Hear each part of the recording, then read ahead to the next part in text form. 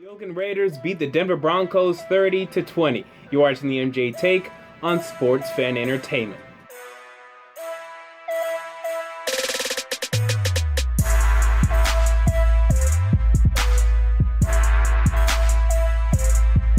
Hello and welcome to the MJ Take on Sports Fan Entertainment. The Oakland Raiders get it done on Sunday Night Football as they defeat the Denver Broncos 30-20. And I tried to warn you, I tried to tell you in my predictions and picks video. Guys, the Oakland Raiders have been looking forward to this game not only for weeks, but for months. Ever since the schedule came out, they've had this game on their calendar circle. Derek Carr and Khalil Mack have had their little calendar right above their bed. And every single night they look at the game and they say, man, this is the game. I can't wait for this game, for us to prove ourselves on national television. Raiders fans everywhere have been looking forward to this game, and especially the Raiders fans in Oakland. They showed up today. They were loud. The energy was just tremendous. I mean, come on. The energy was undeniable, and it was the night for the Raiders to win this football game. It was destined.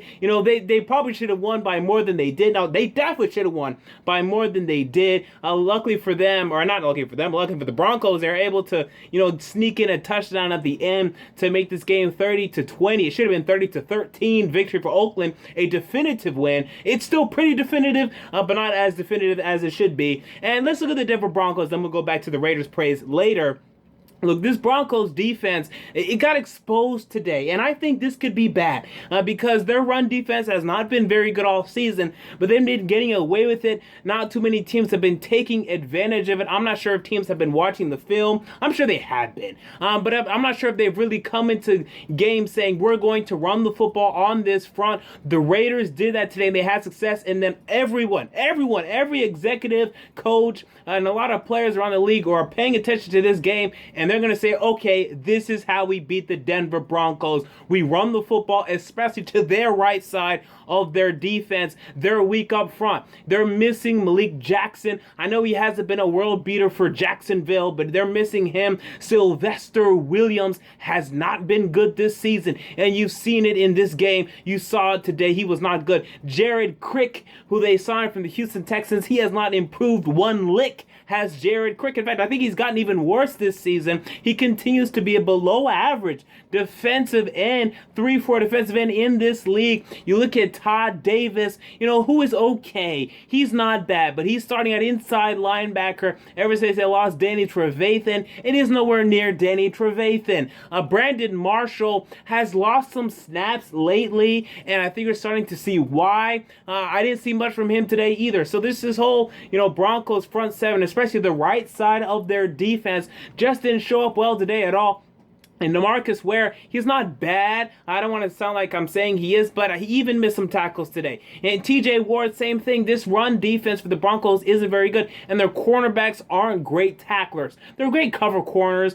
Chris Harris Jr., who started today. Akeem Talib was out today, so Bradley Roby started in his place. But, they have, and also I think that was his name, Tandon Doss or something like that. I don't know this guy, honestly. They're not great tacklers, but they're good cover corners. But whenever these running backs are out there, running around like Latavius Murray was doing on the left side, they can't stop him. They can't tackle him. They don't do a good job of that at all, and they just absolutely gashed this Broncos run defense. It was absolutely horrible, and you're going to start seeing teams, dedicate themselves to running the football on this Denver Broncos defense, and it's going to be problematic for this team. They're still absolutely great in terms of pass defense. I mean, they're phenomenal. They're great. Derek Carr did not find much success today. He tried to find Michael Crabtree and Amari Cooper a number of times, and they were unsuccessful because the coverage was really good overall. There were a number of penalties that they were called for the Broncos secondary that I felt were really ticky-tack. They were correct calls if you want to be ticky-tack, but I'm not on board with being ticky-tack, so I wasn't in love with those calls. There were penalties. I mean, if you're going to go by the rule, a lot of these penalties were penalties. I mean, the Chris Harris Jr. was holding, he was interfering a little bit. I wouldn't have called the penalties, but you just can't say. I saw some Broncos fans saying, oh, the refs are screwing us. No, they're not screwing you. They're being ticky-tack. Okay, fine. Don't touch them and just cover well. That's really what you have to do. You have to sense and feel these referees. They were going to be ticky-tack today. You should have seen that coming. The Raiders have a propensity and a reputation around the league knowing that, hey, they're going to give penalties and they're going to, concede penalties and have plenty of penalties. They set the NFL record for penalties.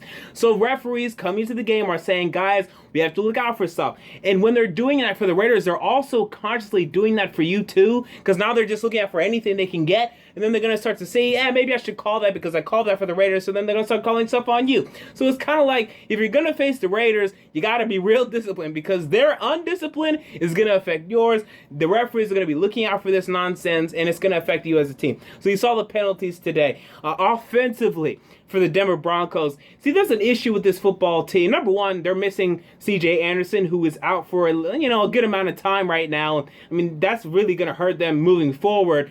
But also, outside of that, and this has been a problem since the beginning of the season to me, they have two wide receivers, and they're good wide receivers, and Demaryius Thomas and Emmanuel Sanders. But the problem is, that's it. Cody Latimer, I think he got injured out for the season or something like that, so he hasn't done anything, obviously.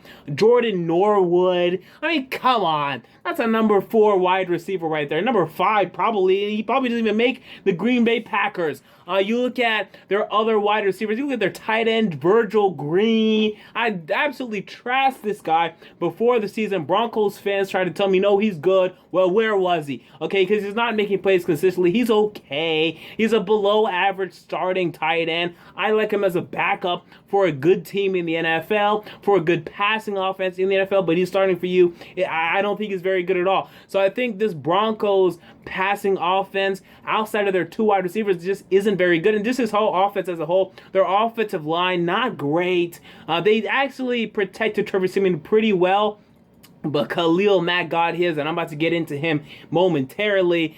Trevor Siemian, below 50% completion percentage. I don't love that number at all. He needs to be over 50%, and he's proving to be exactly what we know him to be. You can praise him when they win games, and they're going to win games. Okay, they're still going to make the playoffs to me. But he's still not very good at all. If we're ranking the 32 quarterbacks in the league, I think he ranks about 27 or 28. There are plenty of quarterbacks in this league. I'm taking over Trevor Siemian. They need to develop Paxton Lynch. He cannot be the answer to me, Siemian, long term. I mean, maybe he develops, but until he does, let's keep developing Paxton Lynch. I saw Kennard Williams tweet on Twitter that, hey, this is an absolutely lost year for the Denver Broncos because they started Trevor Siemian and they didn't start Paxton Lynch. If they're not a Super Bowl caliber team. First of all, this is a Super Bowl caliber team. Yes, they lost today, but they're still very much a Super Bowl contender. They lost today. They lost to the Falcons. They lost to the Chargers. These are all pretty good teams. I know the Chargers are below 500 as of this moment, but they're going to finish 500 to me, okay? So these are all 500 teams that they lost to or above 500. They're good, okay? The Broncos are good. They can still go to the playoffs and win every game and win the Super Bowl. They can still do that. This is not a loss year for the Broncos. They just lost today, okay? Don't overreact to this Broncos loss. But what it says to me is that, yeah, they're not going to win the AFC West. But in terms of the playoffs, there's no reason why you shouldn't make the playoffs because in the AFC right now, I don't think there are any legitimate wild card contenders that you should be afraid of. The Dolphins are winning games lately. They look a little scary, but come on, you're better than the Miami Dolphins. You should definitely finish with a better record than them. The Chiefs, I'm going off the assumption that the Raiders win the division, first of all. The Chiefs, they're going to get a wild card spot to me, either the Chiefs or the Raiders. Let's just say that.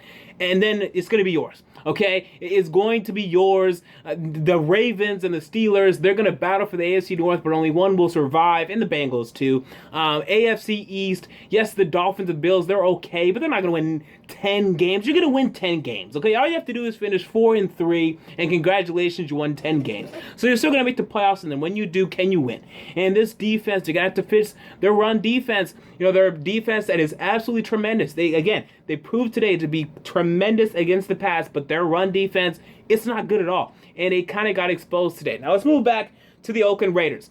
Defensively, run defense was absolutely great today. Oh, so good. Devontae Booker. A lot of guys, a lot of players, fantasy players, they started him this week saying, I can't wait for Devontae Booker to do well for me. I need him to do well for me. And he didn't do anything. And major credit and props have to be given to this Oakland Raiders run defense for that. Khalil Mack has turned it on. I remember some people started running their mouths saying, oh, Khalil Mack isn't doing anything this season. He isn't very good this season. Well, he's doing something now. 6 sacks in the last 4 games for Khalil Mack. He has arrived yet again. Now 7 sacks on the season. He will finish with probably over 12 sacks on the season. Now he probably won't win Defensive Player of the Year. He's just going to miss out on that. Von Miller, that is still his award until otherwise notified. But man, Khalil Mack, if he plays like this, the Raiders are legitimate Super Bowl contenders. Super Bowl, SB Super Bowl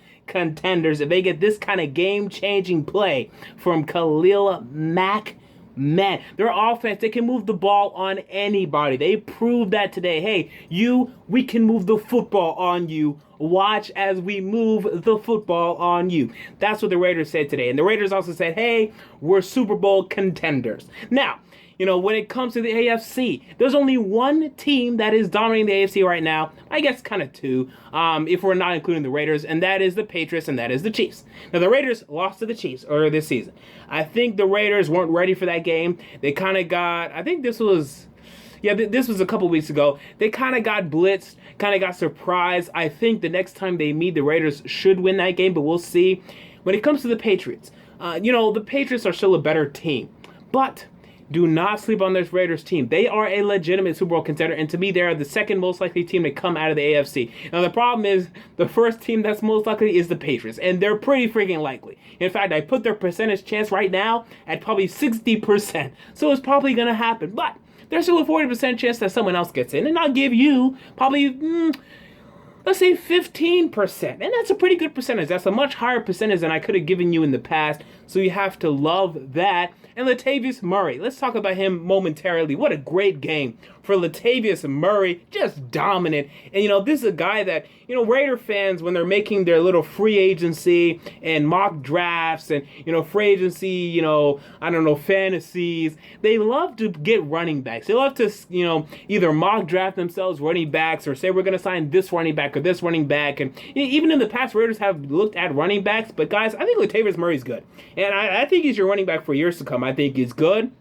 I think you should re-sign him. I think he's definitely good enough to lead this Raiders team in their Super Bowl contendership, and they're going to be contending for Super Bowl for a while. I think he's definitely good enough to be the running back for years to come, and I think he showed that today. I think it's very good. And you still have Jalen Richard and Dwayne Washington. Is it Dwayne Washington? It's some Washington behind him. So they're good. I mean, the Raiders are good. If you haven't noticed, I'll say it again. The Oakland Raiders, my friends, they're good. And I tried to warn you about it. So there you go. Those are my thoughts on the Oakland Raiders' defeat over the Denver Broncos. What were your thoughts? Comment down below. I want to know if you enjoyed the video. Make sure to like and most importantly to subscribe. And until next time, this has been the MJ Take on Sports Fan Entertainment. And I'm out.